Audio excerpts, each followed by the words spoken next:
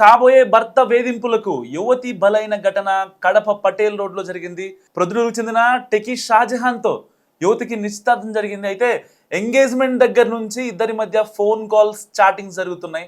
So నిశ్చితార్థం అయినప్పటి నుంచి తన కాబోయే భర్త నుంచి ఆ యువతికి వేధింపులు స్టార్ట్ అయ్యాయి.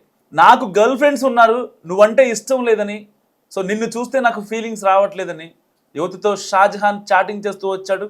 మొదట్లో జోక్ చేస్తున్నాడులే అని పట్టించుకోలేదు ఆ అమ్మాయి. కానీ పదే పదే ఆ మాట అనడంతో మనస్తాపంతో యువతి అనంతలోకాలకు వెళ్ళిపోయింది. ఇంట్లో పోలీసులకు 12 పేజీల లేఖ దొరికింది. సో కేసు నమోదు చేసిన పోలీసులు దర్యాప్తు చేస్తున్నారు. వాస్తవానికి వైఎస్ఆర్ కడప జిల్లా అత్యంత విషాదకర ఘటన చోటు చేసుకుంది. ఉన్నత చదువులు చదివి బంగారు భవిష్యత్తు ఉన్న ఒక యువతి కాబోయే భర్త మాటలకు మనస్తాపం చెంది మరణానికి పాల్పడింది.